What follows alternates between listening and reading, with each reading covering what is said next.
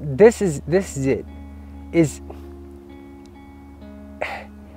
I know that it might get easy for some people to give up after something like what happened to me. Like, I was in a really bad way.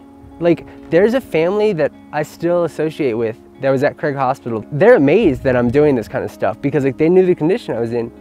Craig Hospital kind of was like, you know, the guiding hand in that, but after Craig Hospital, they're not there anymore. That level of superior service isn't there anymore. It's on you. And what drives my determination is the idea that at one point in my life, can I get kind of graphic with this description? At one point in my life, I had to rely on someone every evening to come in and help me defecate, to help me urinate, to feed me, to breathe for me. I used to get respiratory treatments. That I was in such a vulnerable state, and I was so humiliated sometimes. Humility is an essential piece of the journey. Through Craig Hospital, I mean, I think everyone gets a little humility, of course, because, you know, these are fully capable individuals that are just explosions in their life. You know, this is crazy. And then they're down here, you know, but then you rise up and you know, like Craig gets you there.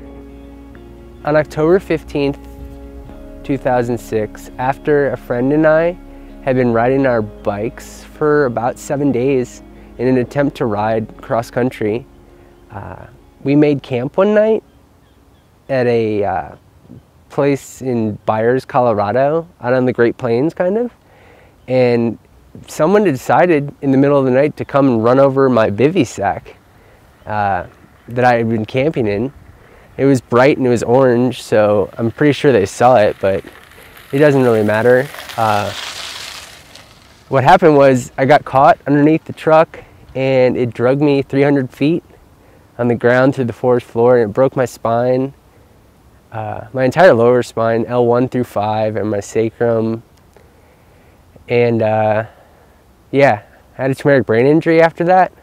So I was in a coma for about a month.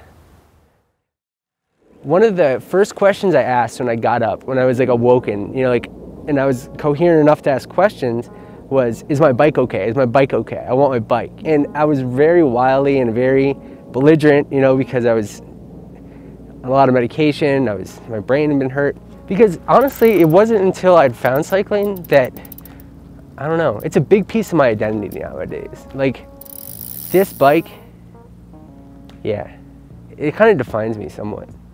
When I'm on this bike, I don't walk with a limp. I still do. It's very lessened than it once was when I was at Craig Hospital. But I still do walk with a limp. And if you watch me for enough time, you'll know, oh, something's happened with this guy. But these wheels, you know, like, they'll always be straight. Guys that I rode with for like 8 years down in Ocala, they didn't know. It normalizes me somewhat. But then again, it's like, it's my uniqueness, you know? A lot of the community and friendships that he's built back home are all through cycling. He stands out as like a special type of cyclist that can ride with all like the really experienced riders, but even though he's got kind of a bad back. But yeah, he's impressive. He's a beast. Like, this experience, you know, like doing Pedal for Possible is really making me take a look back at the last 10 years of my life and being like, dang, dude, I've overcome some stuff. Like, I overcame a TBI, a spinal cord injury. It's awesome to see Brian back here in this racing capacity, but also just, you know, he really feels like indebted to Craig Hospital, so he's super excited to come back and do whatever he can to help them, and I'm excited to watch him do it. Yeah. Cool. It's weird to say, like, you like a hospital, or you like, you know, but like, Craig made me a better, you know, it made me better. So like, I can't see, you know, like, ever losing sight of it. It's a special place for me, so, yeah.